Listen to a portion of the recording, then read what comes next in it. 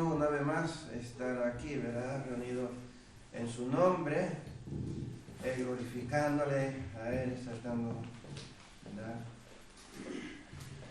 Nombre sobre todo nombre. Y qué bueno que podemos juntos animarnos, ¿verdad? En el vínculo del amor, de la paz y en la práctica de escudriñar su palabra. Miércoles pasado estuvimos dándole el punto final al capítulo 17 y yo me gustaría ver alguien si recuerda esos tres tipos de personas que vimos al final de este capítulo. Eran tres tipos de personas. ¿Quién es? Dame el micro a hermano Joel.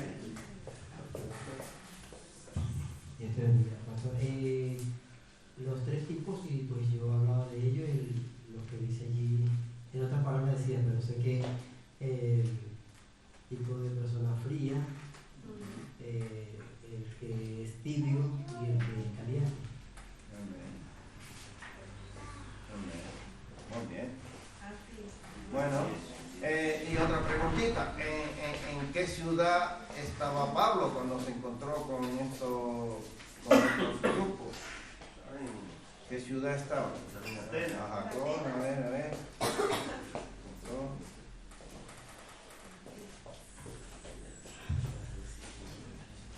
Sí, Pablo se encontraba en Atenas, era la ciudad donde allí estaban estos tres grupos que son los mismos del grupo que hoy existen también. No es que existieron, es que todavía hoy están.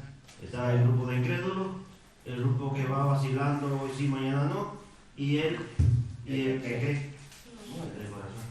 Amén. Y una última preguntita.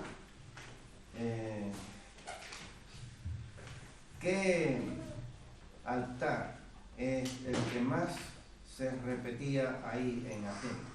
Había muchos altares a muchos dioses, pero había uno que se repetía mucho. ¿Cuál era ese altar? Desconocido. Dámele a Altagracia. Gracias. El altar de desconocido. El Dios no conocido. Muy bien. Bueno, pues en Atenas vimos, ¿verdad? Todo desglose, ¿verdad? De altares a muchos dioses, y al Dios no conocido era el que más se repetía. No sé si alguien recuerda el por qué se repetía tanto ese altar al Dios no conocido. ¿Recuerdan por qué? Venga, que ahora ya tiene ahí las orejas levantadas.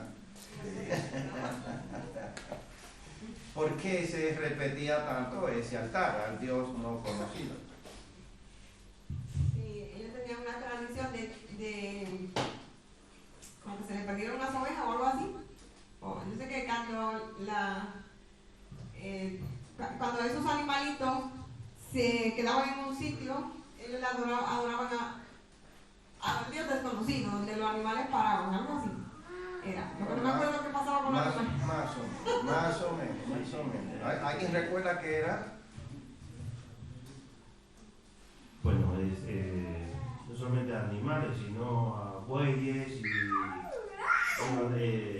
no solamente a ovejas, sino que también a bueyes, a animales, que era donde, vamos a decir que cuando sucedía algo, que había una protección, ya ellos hacían allí pues esa imagen, una imagen, sino un nombre a Dios no conocido.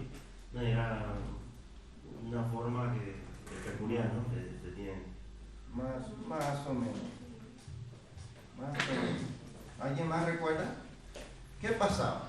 ¿Por qué le hacían un altar al Dios no conocido? Bueno, Atenas, conocida ciudad que creía en muchísimos dioses y en muchísimas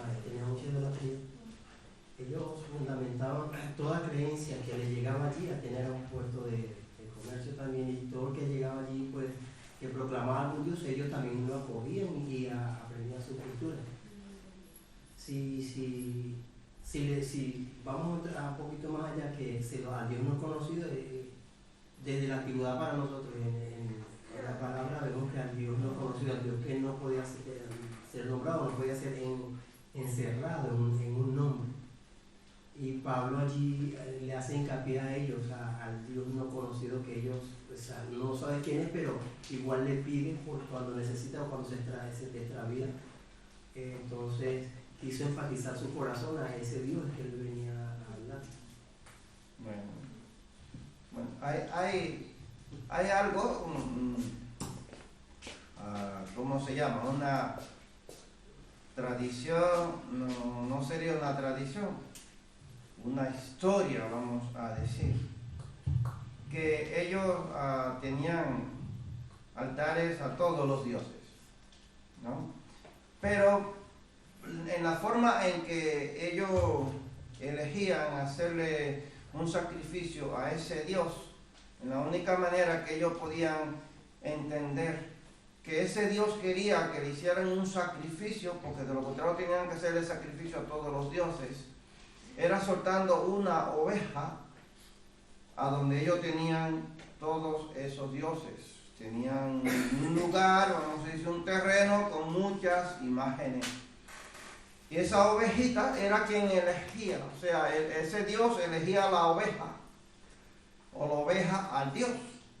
Donde la oveja se echara a descansar o a dormir al lado de ese Dios, ahí mismo la sacrificaba.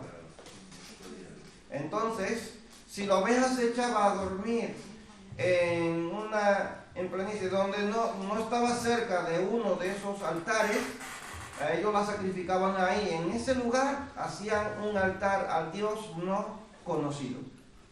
Por eso cuando Pablo cruza por el lugar donde ve todos esos dioses, encuentra altares vacíos con el nombre al Dios no conocido. Entonces Pablo aprovecha esa oportunidad para decirle: he visto que vosotros sois muy religiosos, porque dentro de esos altares he visto que tienen al Dios no conocido. O sea, esa es la historia que encontramos, el por qué ellos tienen a un Dios no conocido. Ahora, no estoy diciendo que era así. Los historiadores dicen eso.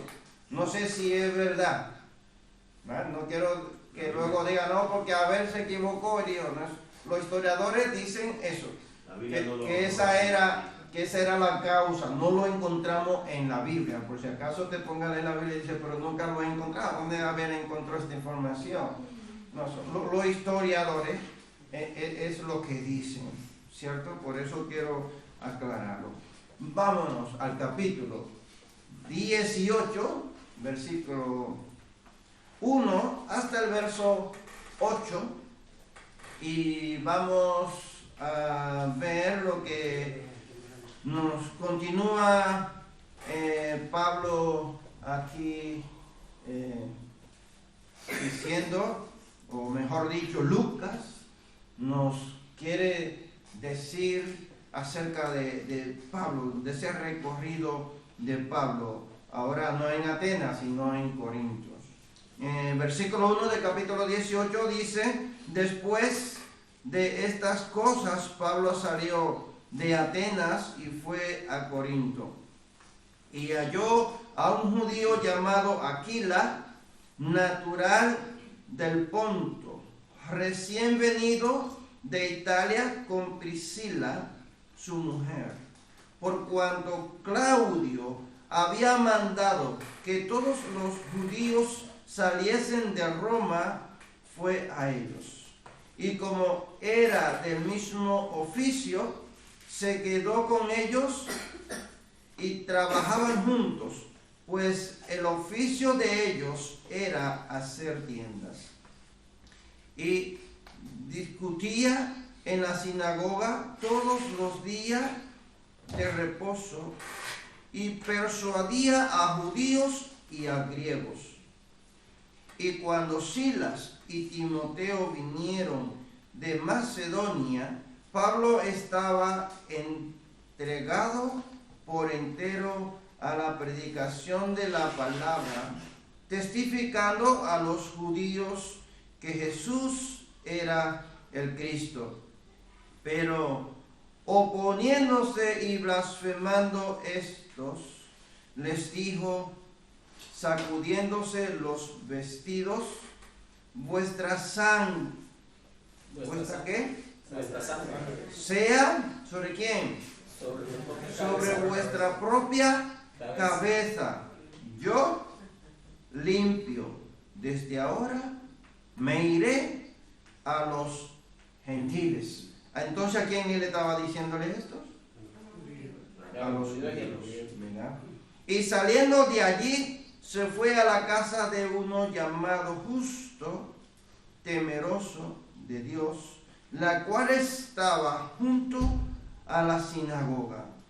Y Crispo, el principal de la sinagoga, creyó en el Señor con toda su casa, y muchos de los corintios, oyendo, creían y eran bautizados. Amén. Bueno, pues vamos entonces a ver qué nosotros aprendemos en el día de hoy acerca de estos versos. Y seguimos el viaje misionero de Pablo para ver la provincia o la providencia de Dios y para percibir las reacciones de Pablo ante las adversidades. Y ahora Pablo llega a Corintios,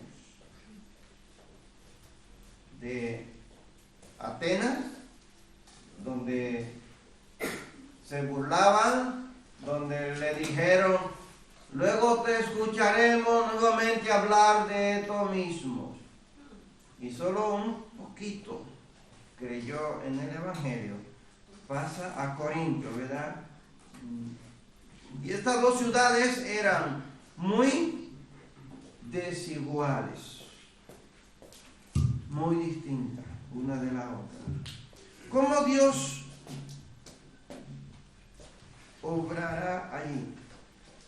¿Qué retos encontrará Pablo en este lugar? Hemos leído, ¿verdad?, el texto bíblico y hemos visto que el de la sinagoga con toda su casa creyó, ¿cierto? Y hemos visto la reacción de los de Corinto. ¿Cómo fue la reacción de ellos? ¿Negativa o positiva? Creo que era positiva, ¿no? Porque muchos empezaron a creer, muy distinto de los moradores de Atenas. Entonces, Atenas era el centro de la cultura griega y de la enseñanza. ¿Se acuerdan que habían allí unos grupos que eran, ¿qué? Filósofos, ¿cierto? Eran los estoicos y los ¿qué? Epicúreos. Entonces, en Corintio, ciudad portuaria y famoso en todo el imperio romano por su inmoralidad. Wow. Es que Pablo, cuando llegaba a los lugares, se encontraba cosas extraordinarias en todos los lugares, ¿cierto? Y hemos ido dándole ese seguimiento a la ruta misionera de Pablo, y en cada lugar que Pablo llegaba, algo nuevo, algo muy diferente. Si hiciéramos un recuento de todos los lugares donde Pablo llegó, casi todos fueron muy distintos, muy diferentes. Siempre había algo allí muy especial. Cuando no era un mago, era un grupo de judíos que iba detrás de él. En otro lugar le hicieron un sacrificio y otros lo dejaron por muerto. Así sucesivamente. En otro lo metieron a la cárcel, golpeado.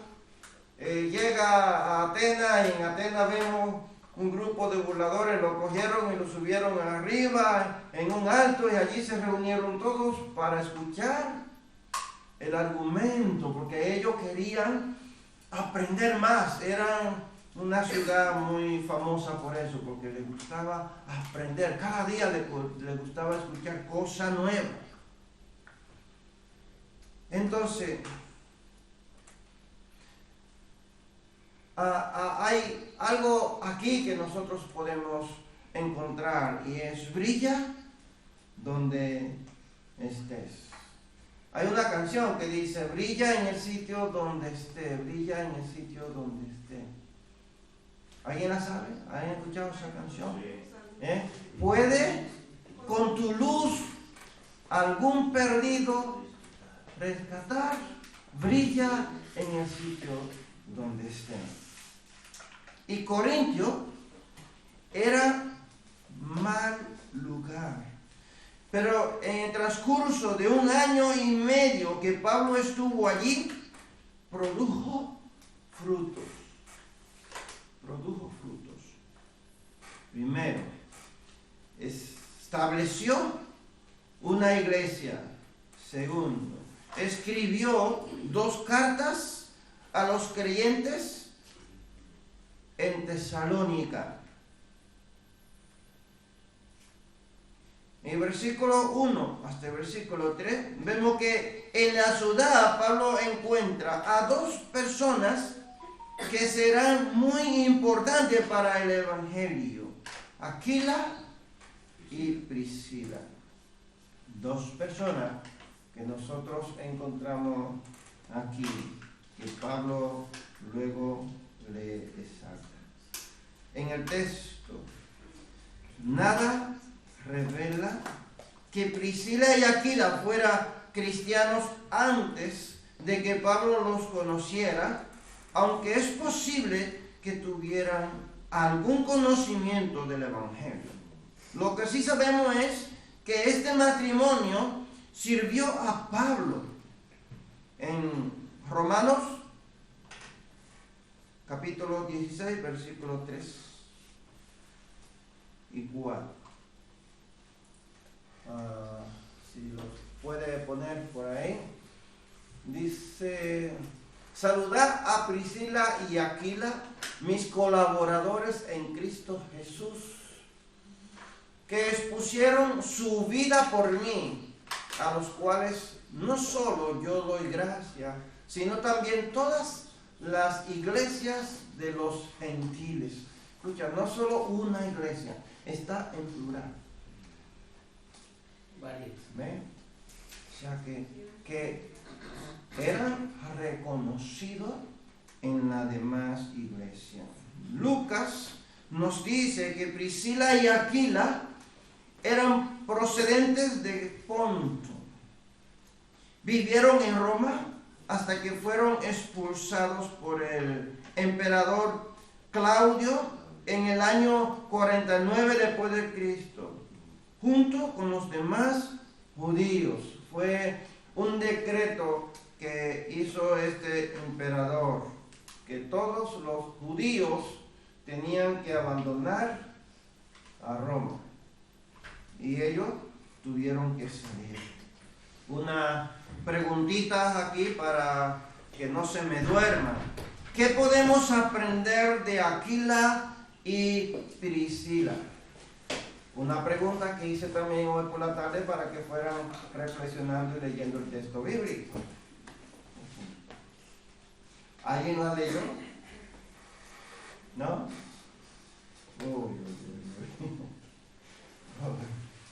¿Qué aprendemos de ellos? Pocos miran el grupo de la iglesia. Voy a dejar de escribir, Ya. Aquila era el señor y Priscila era la señora.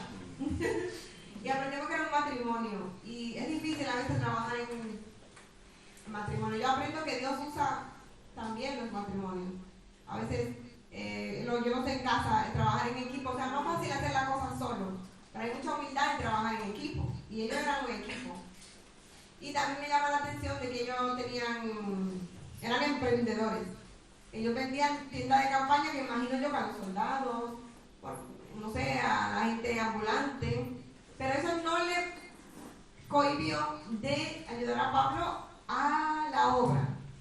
O sea, no sé si me entienden, un matrimonio comprometido que se gana la vida con sus manos, que trabaja, como muchos de nosotros, o todos los que estamos aquí, que trabajamos, pero que también colaboramos con todo lo que podemos para el Señor. Aprendo que era un matrimonio comprometido. Amén. ¿Quién más? Ya que estoy aquí cerquita. Sí, vemos una pareja de esposos que no registra si ya eran creyentes, bueno, creyentes ya eran, pero se habían dado ese paso ya de fe hacia que venían ya de Italia o de Roma, que ya si venían de allí ya evangelizados y todo, pero sí que se encuentra en ellos que eran una persona temerosa de Dios, muy esforzada, emprendedores, era tienda que hacían. Pablo también era el oficio de él también, y encontró un apoyo allí también, ¿no? en Aquila y Priscila. Pero veo de esto también que eran personas que se dedicaban al trabajo, pero también al evangelio. Entonces, es que yo no sé hasta dónde llega el ser humano hoy, que piensa solamente en que quiere vivir solamente del evangelio, porque la Biblia dice que hay que vivir, ¿no? Hay un verso que ellos se aplican mucho, y no quieren esforzarse en el trabajo, solamente vivir de un poco, yo le llamo muy cómodo. Pero yo creo que cuando leemos aquí Pablo, el oficio era de hacer tiendas. Vemos a Aquila y Priscila que también se dedicaban a ese oficio y colaboraban juntos y trabajaban en el ministerio y en la obra del Señor. Entonces, pues yo soy una persona aquí muy esforzada. Amén. Dámele a Fray. Bueno, aquí podemos analizar algo, ¿no? De que este matrimonio de pronto tenía un poquito de conocimiento. Pero como cuando se encontraron con Pablo, como Pablo estaba compenetrado con la palabra, hacían el mismo oficio, porque sabemos de que Pablo cuando estudió y todo fue abogado, pero antes de eso fue su primer oficio, hacer tiendas de campaña. Entonces cuando conoció a Cristo, él dejó su oficio profesional y para que le quedara más tiempo sirvió en el oficio que aprendió primero, que era hacer tiendas de campaña.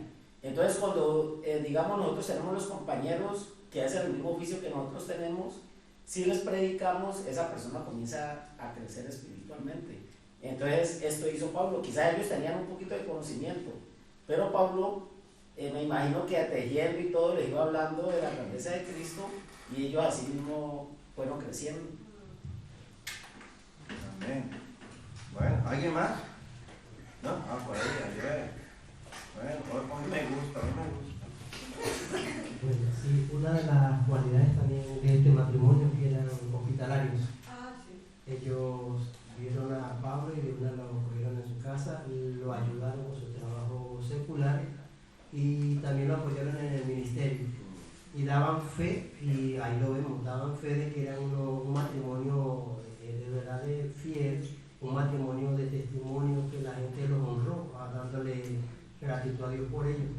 Entonces, el ejemplo a seguir es Aquila, Priscila y así. Amén. Bueno, han escuchado que hay dos dichos. Uno dice que detrás de un gran hombre hay una gran mujer. Y hay otro dicho que dice que la mujer hace al hombre. ¿Cierto? ¿No? O quiere decir que ambos se complementan. ¿cierto? Dios nos ha dado una ayuda idónea. ¿No? Y hierro con hierro se acusa, dice la escritura. Eso es. Bueno, qué bueno, ¿verdad? Cuando Dios... Ayuda idónea, ayuda y dueña, ¿no? Ayuda y dueña. Eso ya es nuevo, ¿no? Ayuda y dueña. Eso es nuevo. Eso ya es muy fuerte. Hay algo que se me olvidó comentar, digamos, hay Pablo que nos enseña, perdón, El micro. hay Pablo que nos enseña en el capítulo 3, el versículo 3, perdón, de que hay que trabajar porque nadie, o sea, según lo que yo entiendo, Pablo dice, por ahí en una parte también de la escritura dice que el que no trabaje, que no coma. O sea, hay que trabajar. Él lo hacía, él predicaba, pero no trabajaba. Ya no tenía el evangelio como un medio de ganancia, sino que trabajaba, hacía su trabajo secular y así mismo también le trabajaba a Cristo. Así es. Ahora yo quiero respaldar un poco a lo que habla el hermano. Pablo trabajaba, pero él también en una de sus cartas le dice a los hermanos, le dice: por tanto, mis queridos hermanos, manténganse firmes, inconmovibles, progresando siempre en la obra del Señor, sabiendo que es la obra del Señor trae su recompensa. Entonces, siempre tenemos que ser conscientes que sí tenemos que trabajar, pero tenemos que ser firmes y progresando en la obra del Señor. Primero, buscar el reino y su justicia, y todo viene por añadiduras. Y eso es lo que muchas veces nosotros como hijos del Señor anhelamos mejor lo que hay aquí y nos olvidamos lo que nos espera arriba. ¿No vamos por añadidura? Ay, sí. El problema es que a veces nos vamos mucho a un extremo. Sí. A un extremo. Mi padre siempre decía que si le pone una carga más pesada de un lado a un caballo o a un burro, se va a caer. Los dos lados tienen que ir balanceados, ¿no? Al mismo peso para que no se vaya uno. Y muchas veces nos vamos más a un lado que a otro, ¿cierto? ¿No? Entonces la balanza tiene que ir igual. Tenemos que trabajar, tenemos que buscar de Dios, tenemos que darle a Él el tiempo que Él nos da, darle a Él la honra y la gloria, ¿verdad? Y servirle al Señor. Que muchas veces nos quedamos solo centrados en el trabajo, le damos menos tiempo a Dios. O nos centramos mucho en el ministerio, solo en el ministerio, y nos olvidamos que tenemos también que aportar. Una familia. ¿No? Entonces, cuando de algún lado tenemos que tirar, ¿cierto? Entonces, bueno, pues ir balanceado. Bueno, entonces vemos que el ministerio de este matrimonio es que Dios lo utilizó como pareja, no tan solo personalmente a ellos, Dios lo utilizó públicamente, ¿no?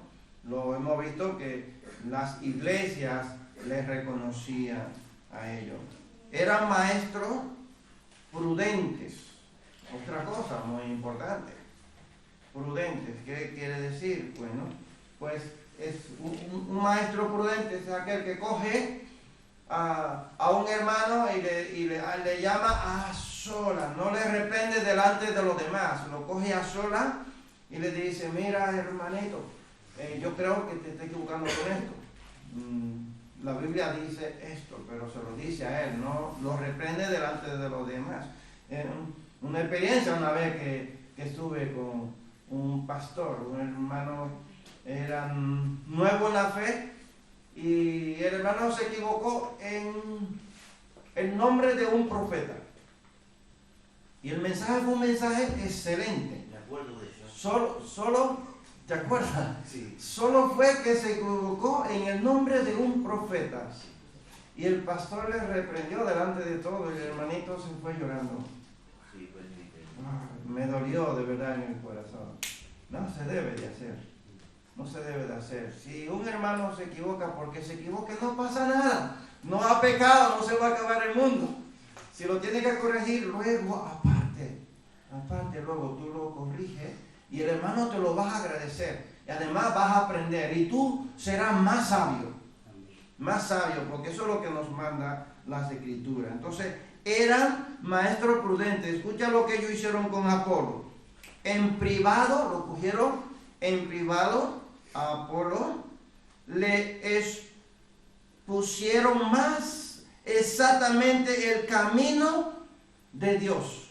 En Hechos, capítulo 18, que estamos en el versículo 26, si quieren nos adelantamos de verso 26 y lo leemos. Dice, y comenzó a hablar con denuedo en la sinagoga, pero cuando le oyeron Priscila y Aquila, le tomaron aparte y le expusieron más exactamente que el camino de Dios. Excelente, excelente maestro. Eso es ser una persona excelente. Hospedan a Pablo según el versículo 1. Forman una iglesia en su casa. En 1 Corintios capítulo 16, versículo 19. Allí forma una iglesia. Dice, la iglesia de Asia os saluda. Aquila y Priscila, con la iglesia que está en su casa, os saludan mucho en el Señor. ¿Qué pareja que Dios estaba utilizando para expandir el evangelio? Nos quedamos con varias cosas. Eran buenos maestros, aprendieron de un buen maestro. ¿A que sí? Aprendieron de un buen maestro. Segundo, ¿qué eran? Hospedadores. Hospedadores. ¿Y qué otra cosa tenían? Eran una pareja de esposos que juntos estaban en el ministerio y forman una iglesia en su casa. Podríamos decir muchas más cosas, pero quiero avanzar más y vamos a ir viendo más cosas. Verso 4. Observemos la organización en la vida de Pablo.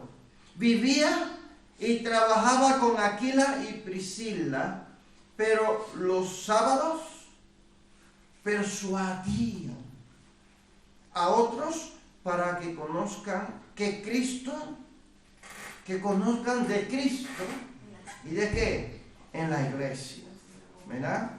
Aquí vemos un ejemplo que es posible equilibrar nuestra vida laboral con nuestro llamado a predicar. Estaban bien balanceados, trabajaban y predicaban.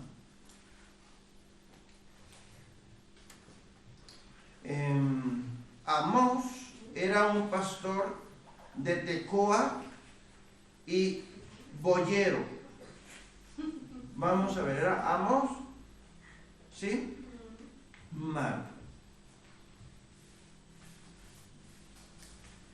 Y siempre encontramos una oposición. Siempre hay una oposición. Vemos que el ministerio de Pablo con esta pareja de esposos va de maravilla. Siempre, ¿cierto? Pero siempre aparecen aquí oposiciones. Hay una pregunta aquí, pero antes de la pregunta, ahora tiene la mano levantada, vamos a dejar que se exprese. Que hablando de matrimonio que trabajan juntos, es un reto ahora que el pastor está en casa. Y yo le dije, cantábamos haciendo el programa, digo yo, amor, ¿y qué es un bollero? Yo pensaba que no es uno que vende bollos. Y dice, no será bueyero. Y fuimos a Google. Porque Google, pues todo, claro, la Biblia pone bollero que llevaba los bueyes, pero claro, la palabra es pollero, no bueyero, porque a veces decía, no, es pollero, y yo no, es pollero, y él estaba, que no tenemos que, o sea, solamente que yo decía, sí, es pollero, y a ver, no, es bueyero, pero en suma, Amós era profeta, pero también trabajaba con bueyes, y a ver me aclaró, trabaja con animales, porque claro, en un verso dice que trabaja con ovejas, yo que cuando leo la Biblia o sea, una cosa y otra, y yo dije, a ver, pero al principio dice que cuidaba ovejas y dice que era boyero, que yo pensaba que era platero. Entonces, a ver, me aclaró esta tarde cuando estábamos viendo que Amós era profeta, pero trabajaba con los bueyes. Que, o sea, es como una anécdota graciosa, hablando de Aquila y Priscila, porque a mí me hacía gracia, porque a mí decía bueyero, y yo decía boyero, y claro, en realidad trabaja con bueyes. Amós era un profeta que le habla al reino del norte, creo que es, pero que no solamente era profeta, porque venimos diciendo que hacía las dos cosas. Era profeta, pero tenía su profesión, y por eso está el ejemplo de Amós. Y lo que me da gracia es eso, de que era pastor, y también trabajaba con bueyes, o sea, era un trabajo difícil. Me imagino yo que nunca he trabajado con animales. Es que ser pastor de animales no solamente de ovejas, porque tenemos en nuestra cabeza que un pastor es de oveja y cabra. No, los pastores también son de ganado, de reses. Sí, son pastores. Y por ejemplo, vemos en la corrida de toros, van los pastores detrás con unas varas para ir guiando a los toros, ¿cierto? Entonces, si ve, este otro ejemplo de él ejercía como profeta, pero él trabajaba también, igual que Pablo, igual que esta pareja de esposos.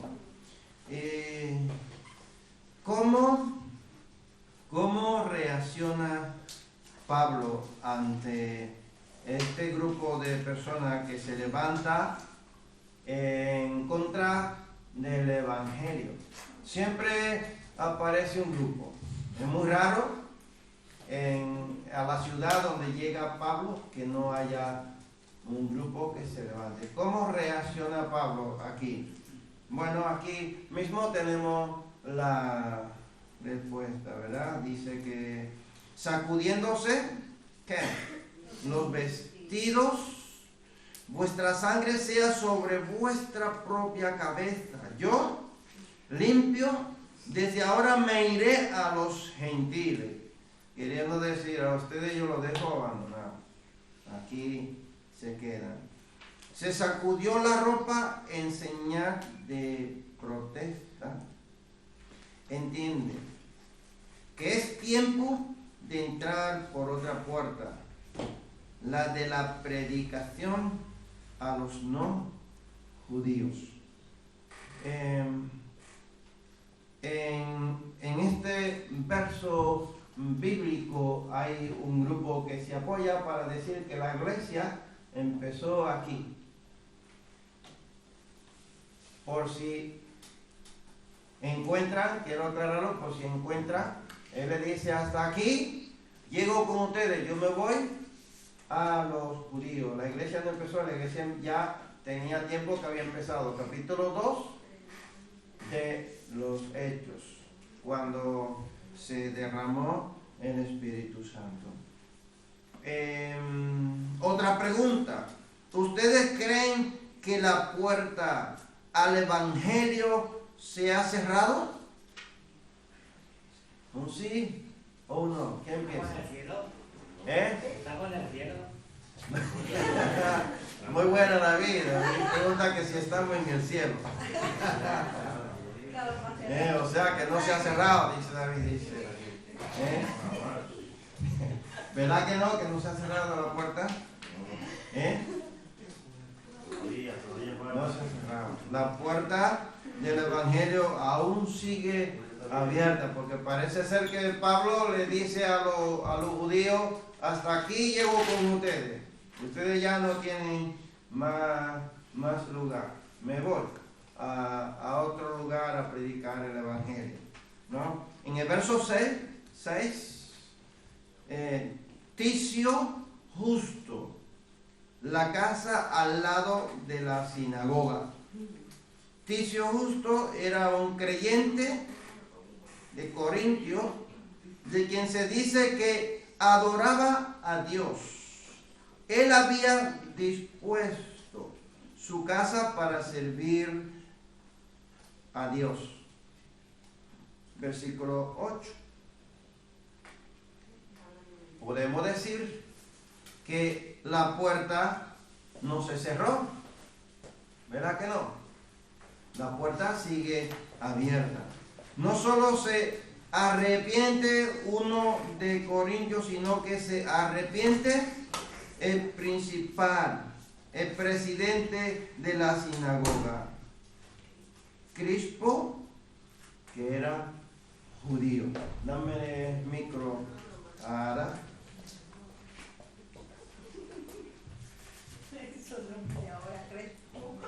Yo digo que a mí me llama la atención la frase que dice, se fue de la sinagoga, pero se fue a la casa de al lado.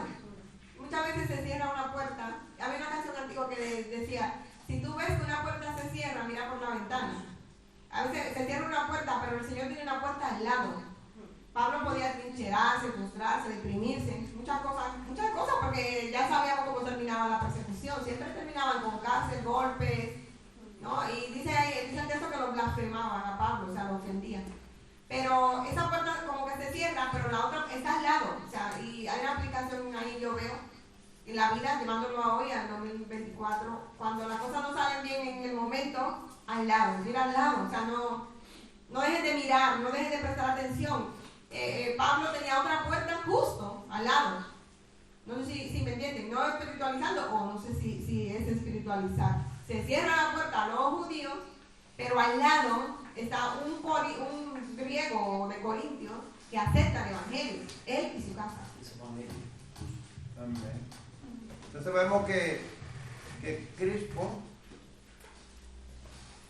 fue un judío creyente de notoriedad en la iglesia primitiva. En 1 de Corintios capítulo 1 verso 14, Pablo habla de su bautismo. Dice, doy gracias a Dios de que a ninguno de vosotros he bautizado sino a Crispo y a Gallo. ¿Ya? Pablo fue quien lo bautizó a este hombre. En la parte B del versículo 8, como el evangelio es poder de Dios, muchos de los corintios, oyendo, creían y fueron bautizados. Muchos, dice, creían. ¿Qué hace falta para que una persona crea? ¿Qué hace falta? Tener fe. O sea, primero Tener fe. predicarle. Predicarle. ¿Qué hace falta para que crea? Oír, escuchar. ¿Qué más? Que le hablemos. ¿Qué más cosas falta? Hace falta para que una persona crea. Dice que los corintios, muchos creían. Muchos. Algo estaban haciendo estos hombres en esta ciudad para que muchas personas creyeran. Hoy día nosotros estamos aquí en Tudela, pero aquí en Tudela muchos no están creyendo. Entonces la pregunta es, ¿qué nosotros estamos haciendo que ellos no están creyendo? No, porque hemos visto en el transcurso de Pablo, en toda su trayectoria, donde llegaba, muchos creían, igual que con Pedro, muchos creían. Entonces yo digo, ¿qué es lo que estamos haciendo? Que no estamos haciendo ese efecto dominó, ¿cierto, no? Entonces yo creo que algo hay en nosotros, o algo tendríamos nosotros que cambiar para que suceda esas cosas y que muchos crean, ¿cierto? Yo creo que últimamente nosotros los cristianos no estamos haciendo en realidad el papel de cristiano que nosotros deberíamos hacer. Y yo me incluyo ahí. Yo me incluyo porque Pablo era un predicador. Y donde quiera que él llegaba, lo primero que hacía era buscar los lugares donde se reunían los religiosos para debatir con ellos, para hablar, para enseñarles las buenas nuevas de salvación. Pero yo creo que muchas veces nosotros usamos más nuestra queja para hablar con la gente que hablarle del Evangelio. Y sería bueno, ¿verdad?, que nosotros podemos devolverle a la sociedad esa confianza de que ellos puedan creer en el Evangelio de nuestro Señor Jesucristo. Él no ha cambiado, Dios nunca cambia, Él no ha cambiado, nosotros sí. Nosotros somos los que hemos cambiado. Y muchas veces nos quedamos ahí. Los tiempos cambian y nosotros tenemos también que cambiar. Recuerdo una persona hace poco que me dijo que la sociedad se ha modernizado y nosotros también tenemos que modernizarnos, tenemos que actualizarnos. La iglesia se tiene que actualizar. Qué miedo, ¿no? Eso no, la iglesia no se puede modernizar, la iglesia no tiene que cambiar, Dios no cambia. El mundo cambia, pero nosotros no podemos cambiar. Yo creo que ahí está un poco el truquillo, ¿no? De nosotros devolver la confianza del Evangelio. Nosotros no encerrarnos tanto en el yo, ni en mi pasado, ni en lo que yo era, no, sino hay una realidad de la vida. Hay una realidad. Y esa realidad nosotros no la podemos cambiar. La sociedad se está apoyando mucho en la tecnología y en la psicología. Mucho. Ahí se está apoyando la sociedad. Pero yo creo que la iglesia no se puede apoyar en ninguna de esas dos bases. Jacob y luego David. Ah, Alberto está ahí. Vale, Alberto, Sí, espera, Alberto, que ahora déjame dejar a Jacob y luego te paso a ti. Estamos viviendo una realidad de la vida que tú dices, y es la misma realidad que estaban viviendo también Pablo, Timoteo, Sila, porque hoy quizás nos preguntamos, quizás nos podemos cuestionar qué estamos haciendo ahora. Digo algo, no quiero que me malinterpreten, y es que había tres cosas cuando ellos llegaban a la ciudad: un pueblo sumergido en la idolatría, personas que creían, otros que rechazaban. Pero es que hoy estamos viviendo lo mismo. Estamos viviendo en un mundo sumergido en la idolatría. Unos creen, otros rechazan. Esto no quiere decir que ellos llegaban a la ciudad, eran todas convertidas. Muchos eran convertidos, pero también muchos seguían bajo la idolatría. Pasamos de Atenas, donde habían muchos dioses, donde ellos estaban en la idolatría, y además creyeron dos o tres, que ahí lo mencionan, unos 3 personas que creyeron allí en Atenas. Él se pasa a Corinto, allí no hay tantos dioses, pero sí que había uno. Ellos adoraban a una diosa, los corintios adoraban a una diosa que era la diosa de la fertilidad, que era Afrodita. Era la diosa que adoraban.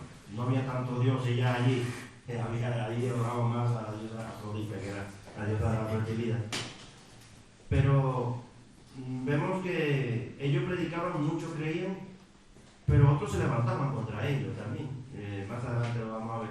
Entonces, estamos viviendo una realidad de que hoy, aunque tú le prediques y no quieran creer, Pablo hizo lo siguiente. Él dice: yo me sacudo un vestido esto es una señal de juicio. Esto no es una señal de rechazar y nada más. Es que cuando Jesús le manda en la gran comisión, que le manda y dice que el que llegara, usted llega a su casa, llega en paz y ellos le reciban, pues son bienvenidos.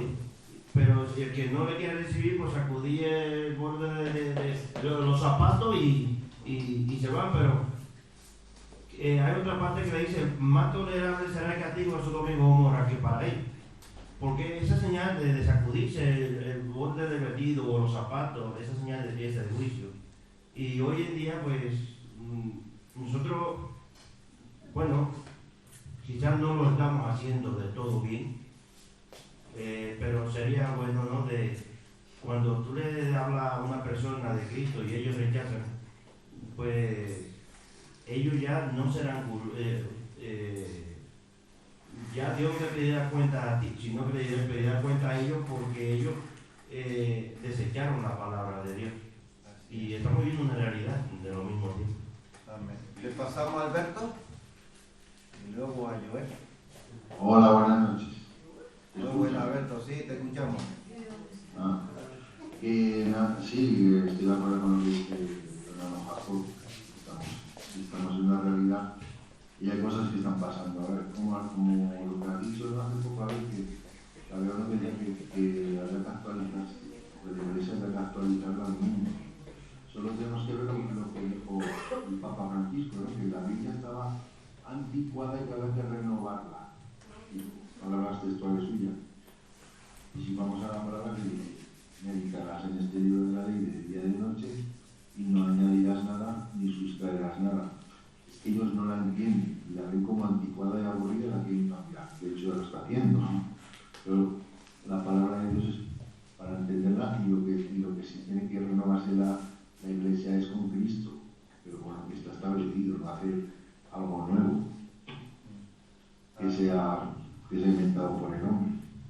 Aunque los tiempos vayan en adelante, ya dice que la ciencia aumentará, pero en el sentido de cómo está establecida la iglesia tenemos que ir a los cimientos, que es en Jesucristo lo que está establecido ahí en las cartas de Pablo y las enseñanzas que dejó a los apóstoles. Amén. Muy bien, gracias, Alberto. Joel. Bueno, yo, así como usted dijo, lo voy a tomar un poco personal. Sí, ¿qué está sucediendo? Sí, voy a decirlo porque no estoy predicando el evangelio. Podemos ver en el día 3-4 personas y me hago la pregunta: ¿y a cuántas le hablo de Dios? Hace unos 25 años tal vez atrás, se oía la gente, ese viene a hablarme de Dios. Y unos 15 años después, se cambió un poco la versión, o se oía: no, pero es que no podemos asociar a la gente, no la podemos asociar, la gente se fastidia. Y eso fue aplacando y probamos estrategias y comenzaron un fin de cosas. Total, que se desvió un poco la atención y tenemos hoy día un resultado más triste que a mí a veces me pega. Veo una persona y si no le hablé de Dios, entonces viene el Espíritu de Dios que está allí. Oye, pero ¿qué hiciste con este tiempo con esa persona? Pero alguien tuvo que haber predicado, pero eso, mi tarea también es que entiendan que hay un Dios, porque no sabemos, o sea, yo lo digo por lo que siento, no sé cuándo Dios va a hacer algo a una persona.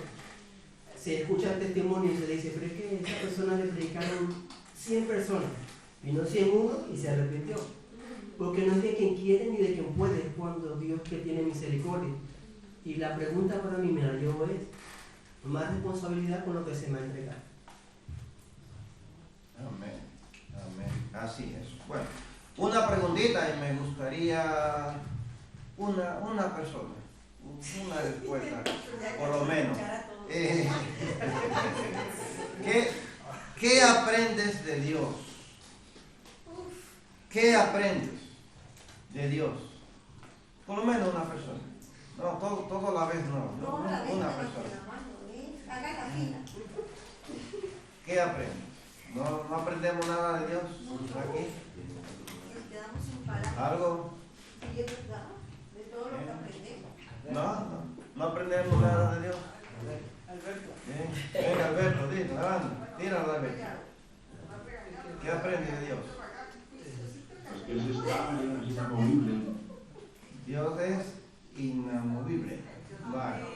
¿Quién más? ¿Quién más de aquí? ¿Qué aprendemos de Dios? Jacob, una frase. Bueno, tenemos a un Dios que tiene todo orquestado. Y ese plan orquestado de Dios hace que Pablo llegue allí. No va por sí, porque quiso, sino porque Dios, no por medio del Espíritu Santo, Él le pone en su corazón y tiene que ir. Dios ha preparado. Entonces, creo que en este plan de orquestado de Dios, veo que no solamente Pablo es el que estaba llamado, sino que nosotros también estamos en ese llamado. Amén. Está Joel y luego está Ada. Aprendemos que Dios es fiel, fidelidad. Dios es fiel. Ada. Pero una persona, aprendemos que Dios es cercano. Como decíamos en el devocional del grupo, Dios nos da compañeros de viaje. O sea, le da a Pablo, a Aquila y Priscila. Y que fueron casi 2 años ahí. Dios es un Dios cercano. Él sabe que necesitamos otras personas. Que, venga, ánimo, venga, enséñame. Dios es un Dios cercano. Así es. Bueno. ¿Y no hay nadie más?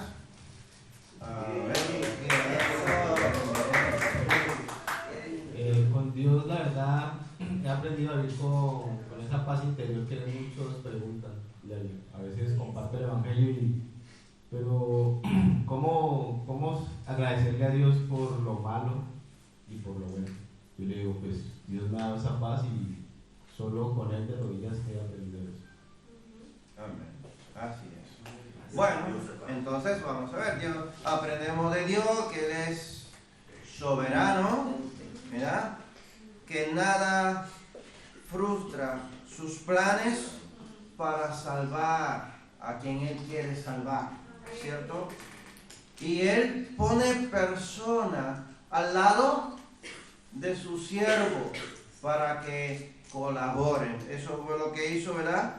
Con Pablo, le puso personas fieles, ¿cierto? A su lado. ¿Qué aprendemos de Pablo? Hemos aprendido de Dios que Él es soberano. ¿Qué aprendemos de Pablo? Una persona, toda la vida. Uno. Pablo fue obediente, ¿qué más? Valiente. ¿Qué más? Perseverante. ¿Qué más aprendemos de Pablo? Tenía amor por Dios, ¿cierto? ¿Qué más? Bueno, pues de Pablo podemos aprender muchas cosas, podemos decir muchas cosas. Que era un predicador ferviente, o sea, lo que decía ahorita el hermano Joel. Resulta que nosotros ya nos acomodamos al sistema de vida, esa es la palabra correcta, ¿no? Lo que él decía, yo también recuerdo que hace muchos años se hablaba mucho del Evangelio, o sea, uno sabía quién era el que venía a predicar y toda la cuestión, hasta yo me escondía, pero no, ya viene a hablar de siempre lo mismo. Pero gracias a eso llegamos a conocer el Evangelio. Entonces hoy en día nosotros vivimos, digamos, en una zona de confort, que es, con todo respeto, ¿no? Que es el domingo ir a la iglesia, esto, lo otro, o sea, algo monótono. Y de pronto tenemos el compañero del trabajo aquí al lado y nunca le hablamos del Evangelio. Y quizás esa persona puede ser un alma para Cristo. Pero entonces nosotros no le hablamos porque nosotros ya nos conformamos con eso. Entonces lo que tú decías ahora, ¿qué hacemos? Pablo donde llegaba, estamos hablando de Pablo, ¿no? Pablo donde llegaba, vimos que él llegaba a Corintio, que era una ciudad, imagínense, un puerto, ¿sí? Así es. Y entonces él se involucraba ahí, pero de ahí ganaba almas. Amén. ¿Ya? Entonces tenemos que hacer así mismo, ¿no? Seguir ese derrotero, ser predicadores fervientes. Así es. Buscaba a lo que supuestamente adoraban a Dios. Se acercaba, ¿verdad? A ellos, buscaba a esa persona. Eso quiere decir que nosotros debemos de aprender de Pablo a conocer quiénes son las personas de paz para hablarle del Evangelio, porque es ahí donde Pablo enganchaba. Buscaba las personas que creían en Dios y le daban ahí Ada y luego Catalina. ¿Eh?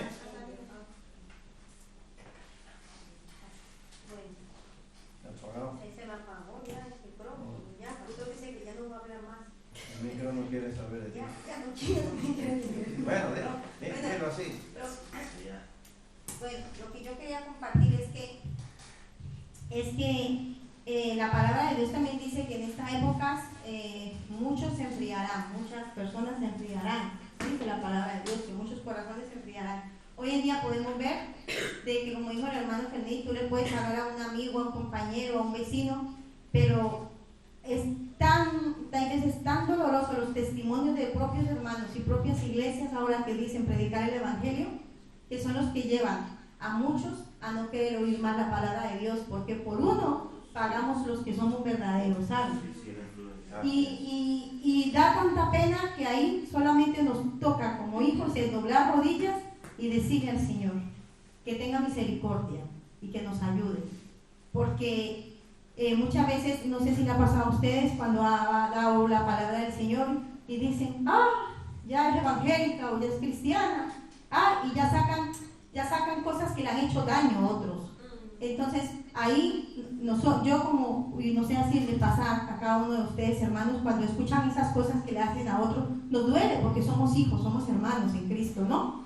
Entonces es ahí donde tenemos que orar, porque también tenemos que ser testimonio para que otros puedan escuchar, para que otros puedan oír atentamente. Y Pablo era testimonio, a pesar de todo que la gente lo conocía como era, pero era un testimonio puro de lo que Dios, de lo que Cristo hizo en su vida. Y eso es lo que él daba. Por eso él siempre mandaba sus cartas, diciendo, tomar ejemplo de mí, ser bondadoso, ser piadoso, tomar ejemplo.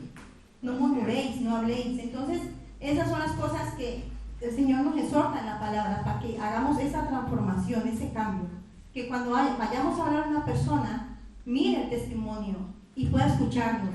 Y a través del Espíritu Santo, la semillita le caiga a esa persona y por lo menos se vaya dudando en su cabeza, ¿no? Y es así, hermano. Dice la palabra de Dios, así que muchos se enfriarán. Sí, pero escucha el ejemplo de Pablo, lo que me gusta. Dame el micro, Ada. Aquí, el hermano.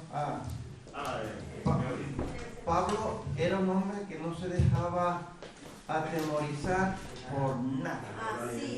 Por nada, un hombre valiente. Yo si algo me gustaría imitar de Pablo sería eso. Eso, no se dejaba intimidar absolutamente por nada. A ver, sí, reflexionando como decía el hermano allá, que a veces le han predicado a 100 personas, o sea, 100 personas a un solo, y no que no se va a convertir, pero el 101 se convierte. Eso me recordaba el pediatra del niño mío en mi país, que él decía, oye, los virus, yo lo comparo con la predicación, es que a veces estábamos jugando baloncesto un domingo y lo llamaban, mira, y ya nosotros los chicos bromeando decíamos, debe acetaminofén y mucho líquido. Y entonces él me decía, ese es el tratamiento de base. Y me ha pasado muchas veces que yo le doy eso, yo no hago nada de lo normal, y el niño lo doy, se sale. Pero eso no fui yo. Lo que pasa es que el virus lleva un tiempo que se incuba y otro tiempo ya que va desapareciendo. Yo no hice nada extraordinario. Lo que pasa es que ella visitó este médico, aquel y este, pero al final cuando fue conmigo ya me tiene ya como que yo soy el gran médico. Pero no, nosotros hicimos su trabajo igualmente. Eso pasa con el evangelio. A veces predicamos, porque la misma palabra lo dice.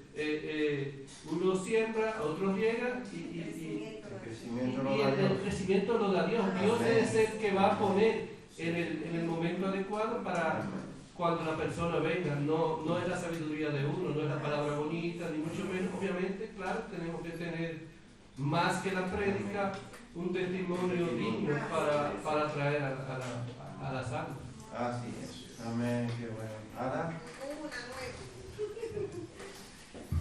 Pablo va primero a la familia, o sea, en el sentido de los judíos.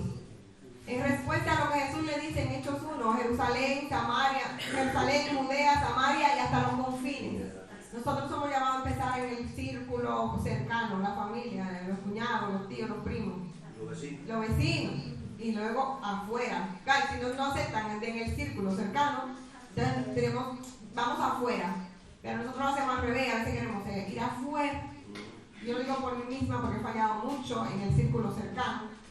Ya uno aprende de los errores. Y a los que no han fallado en el círculo cercano y después fuera. Como Pablo, primero a los judíos y después a los no judíos.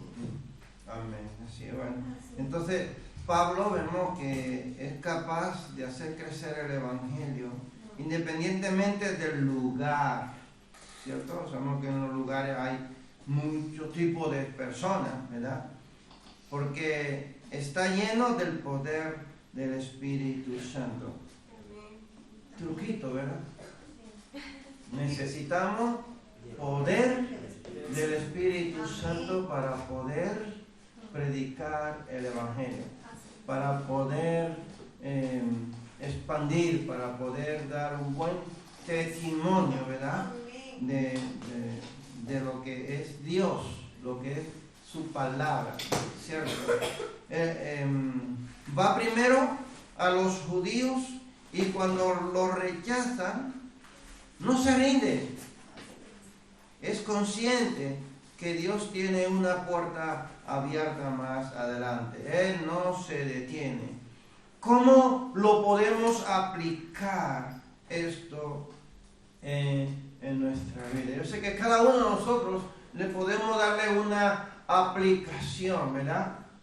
A lo que hemos aprendido hoy. Pero no intente darle una aplicación justificando una cosa con otra. La palabra de Dios es una y Jesús dijo, mi Padre y yo, uno somos. Y Jesús dijo, yo soy la puerta y solo hay una puerta.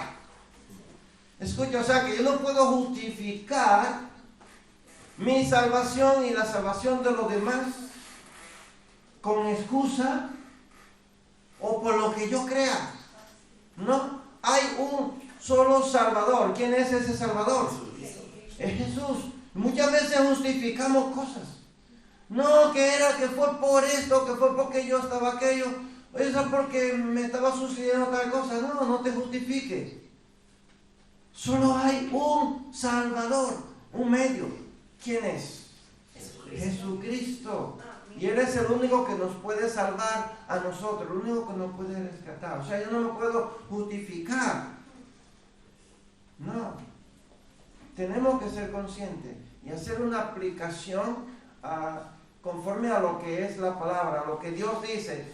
Esto es pecado y esto no es pecado. Y todo aquel que se queda ahí en el pecado fracasa. David me decía... Alberto, sí, decía que cómo lo aplicas, pues que tenemos que, como lo dijo Josué, ¿no? Pues que nos tenemos que esforzar y ser valientes. Eso es. Amén, esforzándonos. Muy bien. Sí, y como dice la hermana Catalina, sí, también es verdad que pasa eso. Pero a mí me gusta mucho la parábola del sembrador de nuestro Señor, porque un sembrador salió a sembrar y esparció la semilla, y parte cayeron en pedregales, parte en espinos. Entonces, nuestro deber sería que seamos como ese sembrador. Sabemos que va a caer en tierra mala muchas veces, pero hay que esperar que caiga en tierra buena, y que germine y dé su fruto.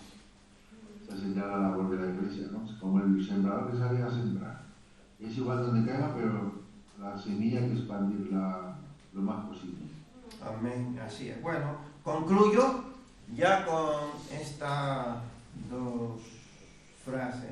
Debo dar fruto para el avance del Evangelio donde yo esté.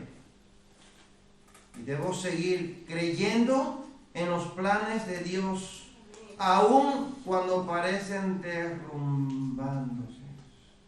Cuando yo creo que todo se está derrumbando, yo debo de confiar en los planes de Dios. Recuerda que Dios ha abierto una puerta de vuelta a Él mismo. Es el único capaz de cerrar y abrir puerta. Apocalipsis capítulo 3, versículo 7. Y nada ni nadie la cerrará hasta que Él diga. Nadie.